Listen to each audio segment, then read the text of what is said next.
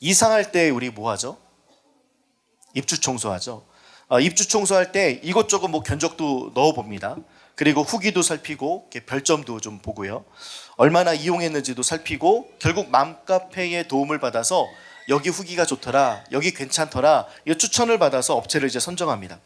깨끗해진 집을 보면서 대부분 이런 사람은 없을 거예요. 야, 이 업체 정말 좋다. 이 업체 정말 찬양하는 사람은 없을 거예요. 할렐루야, 정말 바닥이 깨끗해졌습니다.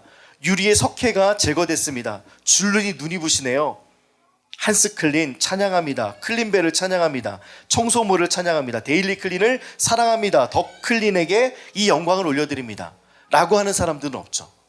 왜냐하면 청소업체에게 도움을 받아서 좋지만 이 공간, 나에게 주신 이 공간, 함께 가족들과 살게 될 이 공간, 집을 주신 하나님께 감사하고 이사할 수 있는 곳을 허락하신 하나님께 감사하고 함께 정리할 수 있는 가족을 주신 게 감사하고 아까 우리 집사님 말씀하신 대로 청소하고 이사하면 뭘 먹어요? 짜장면을 주신 하나님께 감사하면서 그 시간을 보내지, 야, 청소업체를 계속 찬양하는 사람은 없어요. 마음속에 담아두면서 청소업체가 나중에 되면 누군가에게 소개해줘야 되겠다. 그렇지만 시간이 지나서 이 청소업체 깔끔하게 했지만 잊어버릴 때가 대부분입니다. 그래서 청소업체를 대부분 찬양하지 않습니다. 이 말씀을 왜 드리냐면 우리는 마음이 청결한 자가 복이 있다라고 생각하면 늘 회개를 떠올려요. 청소해야지. 방을 깨끗이 하고 안방도 회개하고 거실도 회개하고 아이들 방도 회개하고 거실도 회개하고 서재도 회개하고 화장실 더 더러우니까 회개하고 숟가락과 젓가락 모든 것을 떠올리면서 회개합니다. 무엇 때문에 이렇게 회개할까요? 복 주신다고 그러니까. 복을 주신다고 하니까 우리는 이 행위들을 생각하면서 늘 이 부분을 가지고 이야기하고 말씀을 드리고 청결하게 하려고 하고 회개하고 복받기 위해서 하나님께 회개하는 경향이 참 많이 있습니다. 그래서 늘 좀 그런 마음이 듭니다. 회개를 우리 왜 할까? 내가 거짓말했던 거 왜 회개할까? 진짜 하나님께서 나에게 주셨던 삶 속에 거짓말을 했고 그 하나님께서 보시기에는 그 거짓말한 것 자체가 하나님 보시기에는 부끄러운 일이니까 회개를 할까? 아니면 이렇게 회개하면 쌓이고 쌓여서 하나님께서 복을 주시는 근거가 생겨서 하나님께서 복을 주실 것을 기대함으로 내가 회개를 하지 않을까? 이게 좀 청소업체와 좀 오버랩이 됐습니다. 청소업체를 찬양하는 것이 아니라 그 사람의 도움을 받았던 것처럼 우리는 그 깨끗한 집을 주신 하나님께 감사하고 환경을 주신 것을 감사하고 좋은 업체를 만난 것에 대한 감사가 나와야 될 텐데 우리는 회개라고 생각하고 마음을 깨끗하게 한다고 하면 정리정돈, 깨끗하게 하는 것, 있어야 될 것 있고 없어야 될 것 없고 위에 올려놓은 것 없이 깨끗하게 빨래도 그 다음에 정리정돈도 그 다음에 청소도 물걸레질도 아니면 먼지도 우리가 늘 하면서 그 부분을 하면서 이렇게 되면 내가 참 행복할 거야, 복이 나에게 있을 거야 라고 생각하는 사람은 없습니다. 결국에는 깨끗해진 집을 보면서 내가 쾌적하게 생활할 뿐이에요. 그렇게 생각해 보면 우리는 회개를 늘 잘잘못을 따져가면서 조상의 죄까지 더듬어서 기도하고 또 내가 어제 했던 거 반복적으로 짓는 죄 회개만 하고 돌아서면 나 했으니까 나 청소했으니까 이라고 끝인 거예요. 결국에는 잘잘못 이것이 과연 회개인가? 잘잘못해서 하나님께서 잘했으면 상을 주고 못했으면 벌을 주는 것이 분명하다고 여겨지니까 복을 받기 위한 수단, 그래서 잘하면 상 받고 못하면 벌 받는 것에 대한 이야기. 근데 여기에서 빠진 것이 무엇이냐면 청소를 하면서 결국 우리는 이 쾌적한 집에서 좋다, 깨끗하다 라고 느껴지는 이 감정이 뭐냐? 감사거든요. 그 감사라는 감정이 나오기 위해서는 우리가 회개할 때 어떤 그 하나님의 은혜가 우리에게 임해야 되냐면 단지 잘잘못을 해서 벌을 받고 상을 받고 이 문제가 아니라 그 안에 빠진 것이 사랑이에요.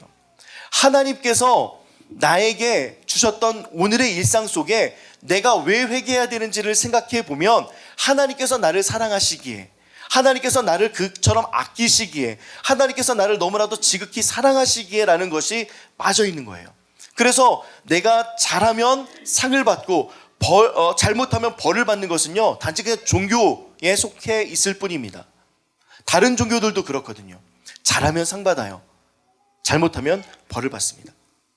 그 사람들의 반응은 늘 복에 초점을 맞추고 있는데 복의 초점이 아니라 그 상에 초점을 맞추고 있는데 그것이 아니라 하나님께서 주신 것에 대한 감사는 사라지고 시선을 다른 것에 고정하고 있는 나의 모습을 살펴보면서 이제는 내가 정리하고 깨끗이 하고 회복하고 청결하게 하는 이유는 나를 사랑하시고 나를 만드신 그분을 생각하면서 나의 마음을 정돈하고 나의 생각을 정돈해야 된다라고 처음에 말씀을 드리고 싶습니다.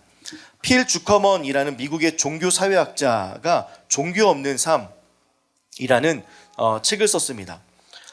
이분이 이 책에서 뭐라고 이야기하냐면요, 방 안에 소중한 미술 작품을 놔두고 9살짜리 두 아이를 선정해서 한 명씩 들여보냅니다.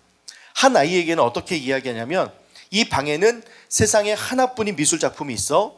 엄마 아빠가 굉장히 아끼는 거니까 조심해서 잘 구경해줘. 혹시라도 부서지거나 망가지면 너를 탓하거나 혼내지는 않겠지만 아마 엄마 아빠는 몹시 속상할 거야 라고 하면서 그 아이를 들여보냅니다. 아이는 약속한 대로 작품에 손을 대지 않고 잘 감상하고 나왔어요. 다른 아이, 두 번째 아이에게 이 방에는 세상에 하나뿐인 미술 작품이 있어. 만지면 망가질 수 있다. 그런데 방 천정 구멍에 저쪽 구멍이 보이지? 여기에 교장 선생님이 지켜보고 계실 거야. 만약 건드리면 크게 혼날 거고 잘 감상하면 상을 주실지도 몰라. 역시 다른 아이도요, 작품에 손대지 않고 잘 감상하고 나왔습니다. 이렇게 지켜보는 것을 사회학자들은 구멍 이론이라고 한대요. 이게 누군가를 지켜보는 거. 사회학이 종교학에 대해서 설명하는 방식 중에 하나인데요, 두 아이 모두 다 약속을 지켰습니다. 근데 첫 번째 아이는 내면의 가치 판단에 의해서 행동을 했고, 두 번째 아이는 받을지 모르는 상에 대한 기대와 혼날 수 있다는 두려움에 대한 결과에 의해서 행동한 것으로 보고 있다라고 해요. 아까도 이야기했지만 내가 회개하는 것을 지켜보는 사람이 하나님이다 라고 하면서 상을 받을지도 모르고 벌을 받을지도 몰라 라고 한 행동들, 그렇지만 내면에 가치 있는 판단을 가지고 행동했던 아이와 별반 다를 것이 없어서 뭐라고 이야기했느냐? 종교가 필요 없다라고 이야기를 하는 거예요. 이 사람의 주장이. 우리가 똑같지 않습니까? 기도할 때 회개하고 봉사하고 열심히 선교하고 제자 훈련 받고 많이 등등 해요. 근데 이거 다 복 받으려고 하는 행동들이잖아요. 상 받으려고 하는 행동들. 받을 상이 내게 있어 라는 그 한마디로 인하여서 내가 하나님께 사랑을 드린다라는 이야기가 아니라, 사랑을 받고 있음에 대해서 반응이 아니라 그 상을 받을지도 모르고 벌을 받을지도 모르는 그 불안감 속에서 내가 기대와 헛날 수 있다는 두려움에 대한 결과로 나타난 것을 이 사회학자는 찍어서 이야기합니다. 왜 그렇게 이야기했을까? 우리가 믿는 하나님 그런 하나님이 아닌데, 여태까지 그렇게 강단에서 외쳐왔고 강단에서 알려주었기 때문에 그와 같은 일들을 사회학자는 보고 종교를 그렇게 구멍 이론으로 해석을 하게 되는 것 같습니다. 지금 서아가 뛰지만, 하나님 보고 계시지만 누구도 얘에게 벌 주지 않아요. 하나님 안에서 뛰어노는 거, 아이들이 막 소리치는 거, 저 뒤에 제 조카들이 있지만 소리쳐도 누구 하나 뭐라고 하지 않아요. 왜냐하면 그 자체가 너무나도 귀하고 아름답고 행복하니까요. 사랑스러우니까요. 근데 늘 우리는 교회 생활, 신앙 생활이라고 하면 잘잘못, 회개도 낱낱이 회개, 조상의 죄까지 회개. 조상의 죄는 뭐로 회개합니까? 하나님께서 성경에서 분명히 이야기했죠. 부모의 이가 시리다고 해서 자녀의 이가 시리지 않는다, 대로 전가되지 않는다 이야기했는데, 우리는 늘 벌 받을까봐 뭔가 소리가 들린대, 끊어지는 소리가 들린대, 불리던데 복 받을 수 있는 근거를 만들 때 깨끗한 그릇을 하나님께서 쓰신대. 깨끗한 그릇은요, 내가 회개하고 내가 무엇을 해서 깨끗한 그릇이 아니라 내가 하나님께 가까이 가면 깨끗한 그릇인 줄 믿습니다. 이 관점이 우리에게 필요합니다. 세상도 이 관점을 가지고 있는 교회, 잘못된 관점을 갖고 있는 교회에게 종교 없는 삶에 대해서 이야기해요. 그래서 어떤 이야기까지 하냐면, 이 책에 339페이지에 뭐라고 이야기하냐면요, 종교 없는 거의 모든 사람은 불면을 믿지 않고, 종교가 없는 거의 모든 사람들은요 불면을 믿지 않는데요. 우리는 영원히 사는 것을 믿잖아요. 근데 교회에서 뭐라고 이야기하냐면 영원히 살지 않는 저 사람들은 오늘 하루 막 살아도 돼. 오늘 하루 그냥 뭐 마약도 하고 삶의 의미도 없고 삶을 포기하면서 살아가는 사람들이래 라고 배웠잖아요. 근데 요즘 시대의 사람들은 뭐라고 이야기하냐면 종교 없는 거의 모든 사람들은 불면을 믿지 않는데요. 영원히 없대요. 근데 죽음이 돌이킬 수 없는 최후임을 냉철하게 받아들인대요. 결국에는 죽음이 있음을 알아요. 그런데 종교는 필요 없어요.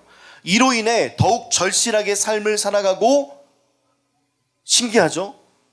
우리는 이렇게 살아갈 것 같지 않은데 교회에서는 이런 얘기 못 들었는데, 이들은 그것 때문에 내가 마지막이 있고 불멸하지 않을 것 때문에 오늘 하루를 최선을 다해 살아가고 절실히 삶을 살아가고 사랑을 더욱 중요하게 인식하며 진실성을 더욱 많이 보여주고 친구나 가족과 보내는 시간을 더욱 더 소중히 여긴다.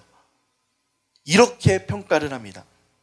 종교에 속한 사람들이 주로 하는 메시지들, 번영, 평등, 미래가치, 자유, 민주주의, 인권, 교육 등등이지만요, 종교 속에 들어가면요, 예수 믿는 사람들은 대부분 이런 것들만 가지고 있었지, 내가 열심히 신앙생활하고 봉사하고 제자 훈련받고 해서 나는 번영할 거야, 나는 더 가치 있는 인생을 살 거야, 더 좋은 집에 살 거야, 더 좋은 차를 사야지, 이건 복받은 행동들이야 라고 생각하면서 살아가고 있는 그 사람들, 결국에는 복이 그들을 이끌고 있는 거죠. 하나님이 인생을 이끄는 것이 아니라 상이 인생을 이끌고 복이 인생을 이끄는 모습.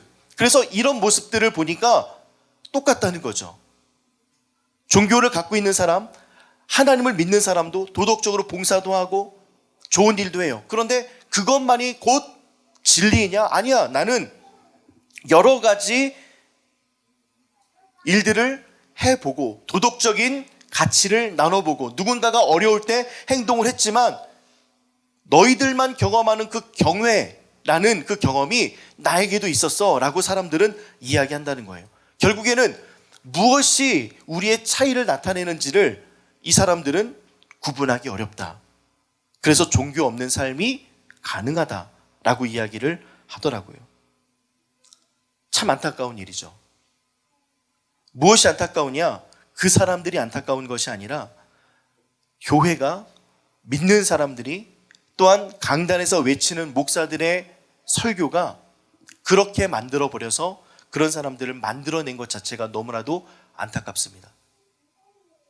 우리가 살아가면서 예수 그리스도를 믿고 알아가는 그 과정들 속에 정말 번영이 전부이고, 살아가면서 내 가치를 높이는 게 전부이고, 내 스스로가 깨끗하게 그냥 기도하고 청결하게 됐어, 나는 회개했으니까 끝, 이게 정말 하나님께서 원하시는 가치일까?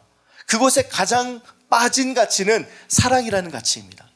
사랑이 없기 때문에 하는 행동들과 하지 말아야 될 행동들이 너무나도 많습니다. 해야 됨에도 불구하고 안 하고요, 할 수 있음에도 안 하는 모습들. 그래서 믿음 생활하는 사람들은요, 단지 마음이 청결한 자는 복이 있다, 그래 깨끗한 삶을 살아야지, 식당에서 좋은 이미지를 가져야지, 또 팁도 줘야지, 이거는 종교 안 믿는 사람도 한대요. 그러면 우리는 어떤 가치를 가져야 되냐? 사랑이라는 가치를 잃어버리면 안 될 줄 믿습니다. 그리스도 예수께서 나에게 주시는 사랑의 가치, 이 사랑의 가치는 복음 안에서요, 하나님의 나라에 대한 이야기인데, 하나님의 나라를 우리는 어떤 개념으로 이해했냐면 장소의 개념으로 이해했습니다. 내가 들어갈 곳, 하나님의 나라는 우리 가정에서 이루어진 그 장소, 교회, 하나님의 나라는 장소. 그래서 이 예배당을 만들면서 아이들이나 또 어른들이나 심지어 어떤 교단에서는 여자들이 강대상도 못 올라, 거기는 신성시하는 공간. 생각해 보십시오.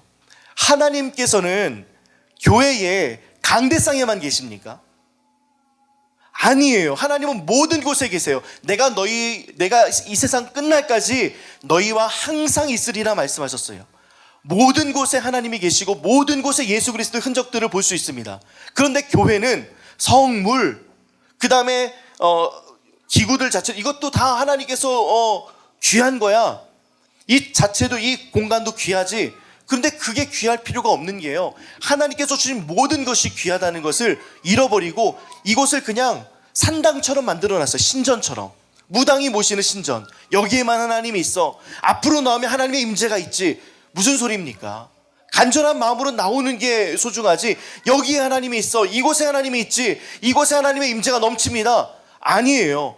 강연을 듣더라도, 노래 우리 콘서트장에 가더라도요, 앞자리가 제일 좋아요. 왜냐하면 소통할 수 있으니까. 뒷자리는요, 집중도가 떨어질 수밖에 없습니다. 그 차이예요. 간절한 마음으로 앞으로 나오느냐, 내가 비용을 들이고 시간을 들여서 앞쪽으로 나와서 예배에 대한 마음이 있느냐 없느냐지, 이곳에 하나님의 임재만 있지 않다고요. 근데 우리는 그렇게 만들어 버렸어요. 그러니 이 사회학자들은 종교 필요 없어. 경외심, 경외하는 그런 체험들 내 삶 속에서 충분히 느낄 수 있어 라고 이야기하고 있는 겁니다. 하나님의 나라는요, 장소의 개념이 아니라, 한번 따라해 볼까요? 하나님의 나라는 통치다. 하나님의 나라는 통치입니다.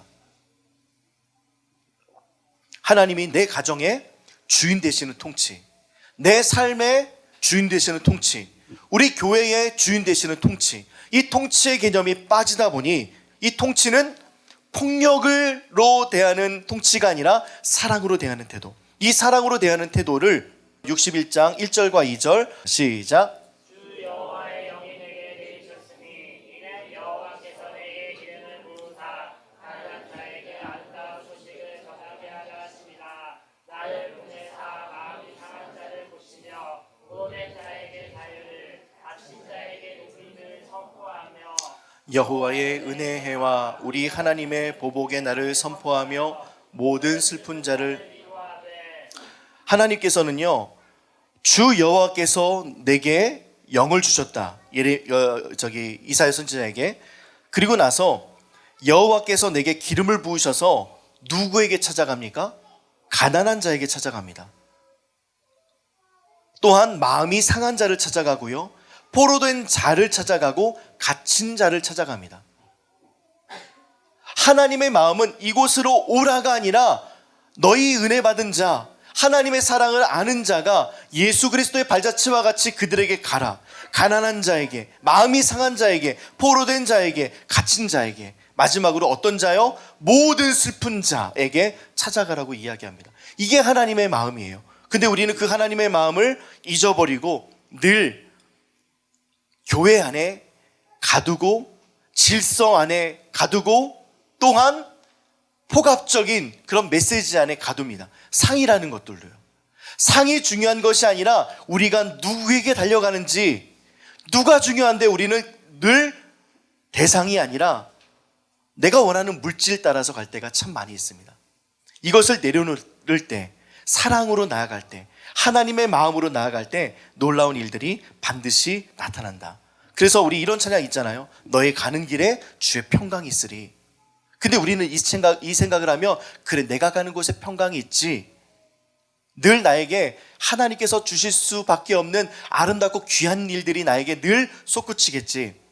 나는 늘 하나님을 믿고 있고 그 은혜 가운데 있는 사람들, 우리들은 늘 평강이 있고 저들은 평강이 없어. 그러니까 이런 얘기가 나오는 거예요. 교회 옆에 집 사면 집값 올라가고, 교회 따라가면 돈 벌고, 또 하나님의 말씀에 순종하면 잘 되고 범사가 잘 돼. 이런 이야기들이요.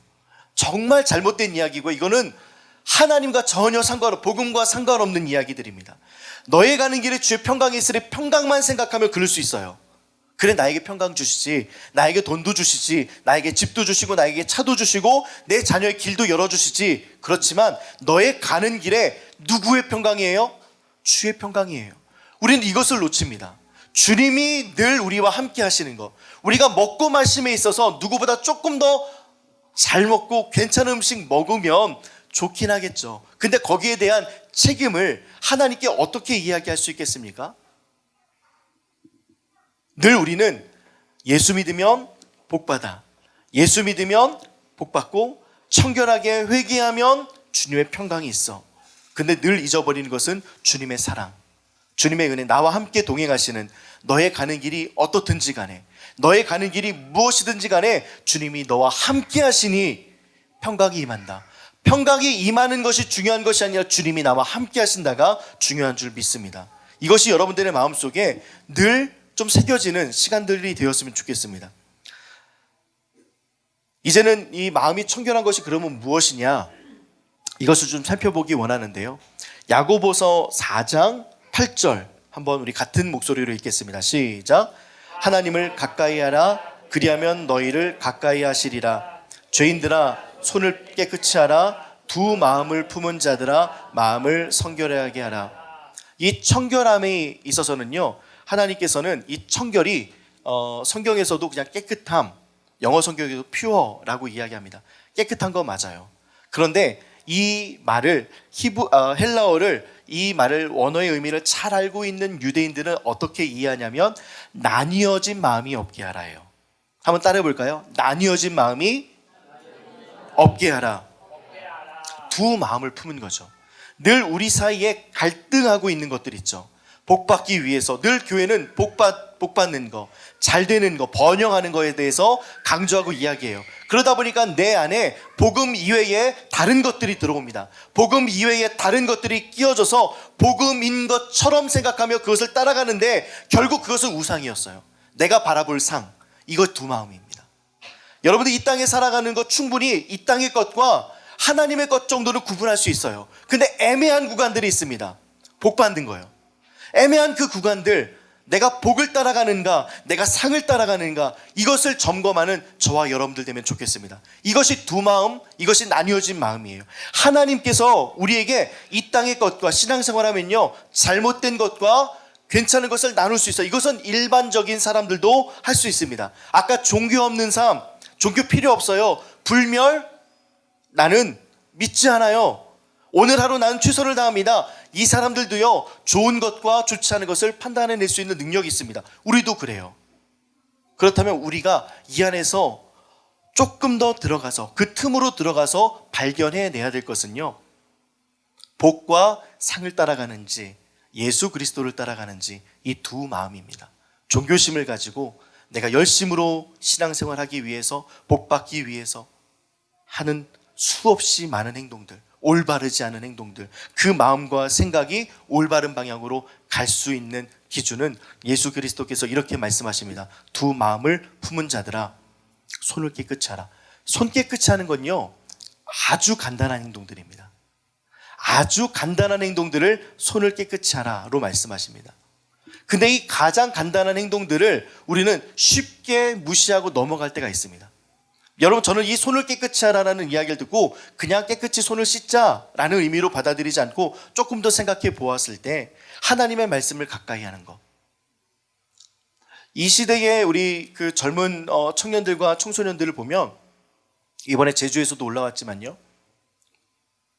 찬양에 엄청 열광을 해요. 우리도 그렇지만 찬양은 쉬워요. 가사도 많이 외우고요, 아는 것도 많습니다. 우리가 찬양을 아는 개수와 내가 말씀을 외울 수 있는 개수가 얼마나 차이가 날까요? 하나님의 말씀을 읽지도 않고 나는 오늘 하루 살아가면서 그리스도인이라고 이야기합니다. 하나님의 말씀은 길이요 진리요 생명이다. 하나님의 말씀이신 예수 그리스도와 나는 동행한다 라고 하면서 나는 말씀을 피지 않고 보지 않고 살아가고 있습니다. 손을 씻고 있지 않습니다. 우리는 늘 그냥 물티슈 정도로만 손을 닦고 살아가는 것과 다를 바가 없습니다. 깨끗해지지 않았습니다. 나의 모든 행동들과 행위들 속에 쉬운 것들만 할 때가 너무나도 많아요. 찬양 듣기 좋고요, 말씀 듣는 것도 좋아요. 그런데 내가 내 목소리로 말씀을 읽고 그 하나님의 말씀이 내 귓가에 들리는 거, 진짜 그게 하나님의 음성 아닙니까? 하나님의 말씀이 창세기부터 시작해서 요한계시록까지 쭉 펴져 있는 그 말씀 속에 나는 오늘 어떤 말씀을 묵상하셨습니까? 오늘 나는 어떤 말씀을 읽고 있고 내일은 어떤 말씀을 읽을 차례입니까? 물어보자면요, 나는 청소하는 방법을 알고 있고요, 청소업체 어떻게 선정해야 될지도 알고 있고, 내가 상을 받기 위해서 무엇을 노력했는지도 알고 있습니다. 나는 기도도 하지, 나는 예배도 빼먹지 않지, 나는 헌금 생활도 잘해. 그런데 정말 중요한 손 씻는 거, 하나님의 말씀으로 인하여서 나를 씻는 것들은 하지 않습니다. 하나님의 말씀으로 나를 씻지 않고 하나님의 말씀으로 나를 이끌어갈 수 있는 생각조차 하지 않고 늘 찬양에 쌓여있고, 그러니까 막 위로부가 나쁜 팀은 아닙니다. 그런데 젊은 친구들 위로부하면 막 사진 찍고 팔로우하고, 그가 선물 주면 막 덜덜 떨고, 하나님보다 더 우상화가 된 것이 찬양이 되어버리지 않았을까라는 싶은 시대 속에 살고 있는 것이 현실인 것 같습니다. 하나님의 말씀 가까이 하는 거 쉬운 일은 아닙니다. 그런데 손을 깨끗이 하는 것은요, 생각해보면 쉬운 일입니다. 하나님의 말씀을 한 구절 두 구절 묵상하고 시간과 순서에 따라서 말씀을 읽어가고, 이거 어렵지 않습니다. 그런데 우리는 늘 어렵게만 생각합니다. 성경은 어려우니까. 그래서 우리 라이트하우스 파주 세번역도 쉽지만 그것보다 더 쉬운 성경으로 이제 읽기 시작할 거예요. 그래서 3월 달부터 온통 기쁨이라는 온라인 통도 이제 성경을 읽기를 시작하려고 합니다. 사순절 기간 안에까지, 부활절 전까지 한 텀으로 두어서 말씀을 읽어가려고 그래요. 여러분들 이곳에 좀 다 참여하셨으면 좋겠습니다. 말씀은요, 눈으로 읽는 것이 아니라요, 말씀은 내 입으로 고백하고 그 고백된 말씀이 내 귀에 들어가는 거, 이게 하나님의 말씀입니다. 이것이 쌓이면요, 여러분들의 인생 속에 경험될 수 있는 많은 일들이 있을 때 하나님의 말씀이 기준이 됩니다.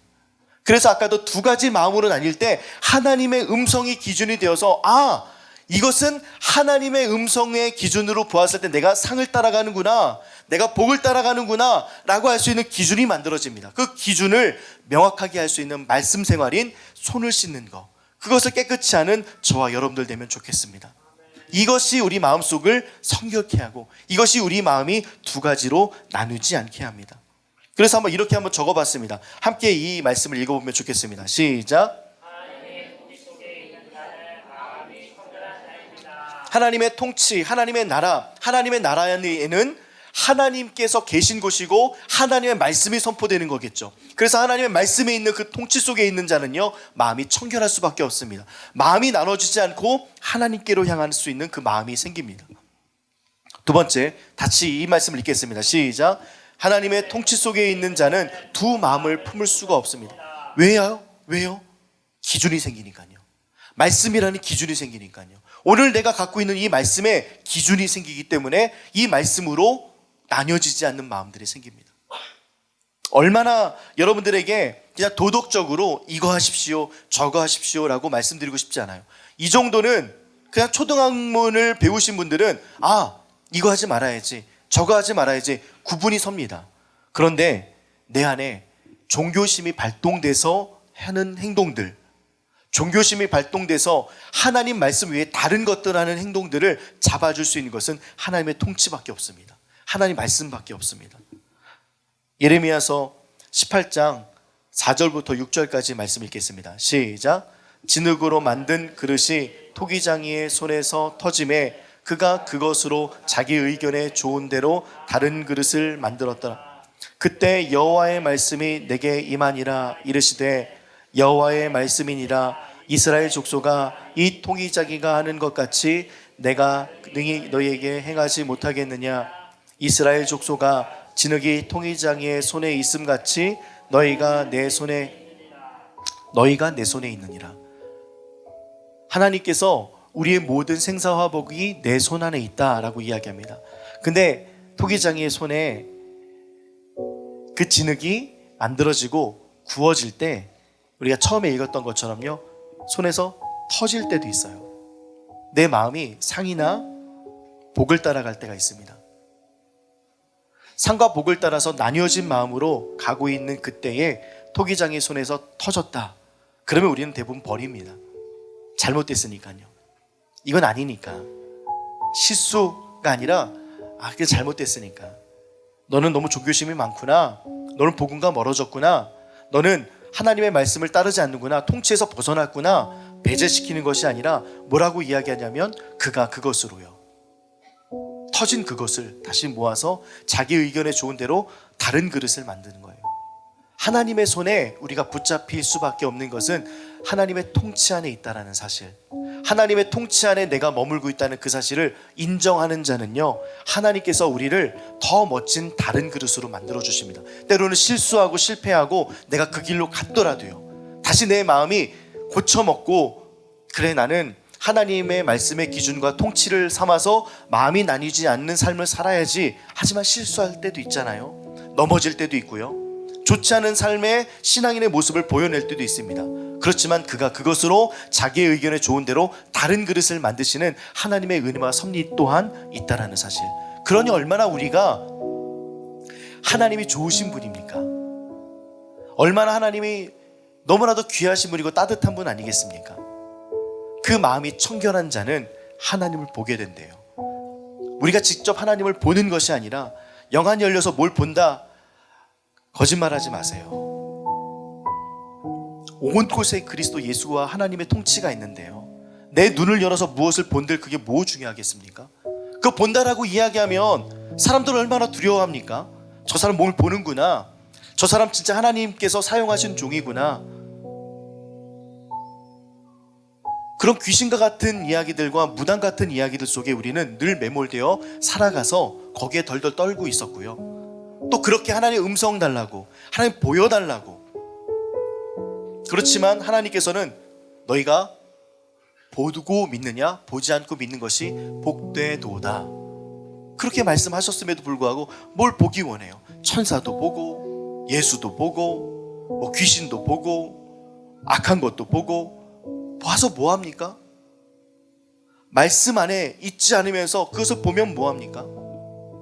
그래서 우리 안에 하나님께서 때로는 터뜨리실 때가 있어요. 다시 만들 때 아픔은 있습니다. 그렇지만 다시 다른 그릇으로 만들어내시는 하나님의 손길이 있음을 믿고, 여러분들 하나님의 통치에 여러분들을 맡겨서 마음이 나뉘어지는 것을 제거하시고 기준을 반드시 세워 토기장이의 손에 있음같이 진흙이 너희가 내 손에 있음을 생각하면서 이 한 주를 살아가는 저와 여러분들 되면 너무나도 좋겠습니다. 하나님의 손에 붙들리는 것, 손을 씻는 것, 하나님의 말씀 안에 머무는 것, 이런 삶이 여러분들을 이끌어가면 너무나도 좋겠습니다.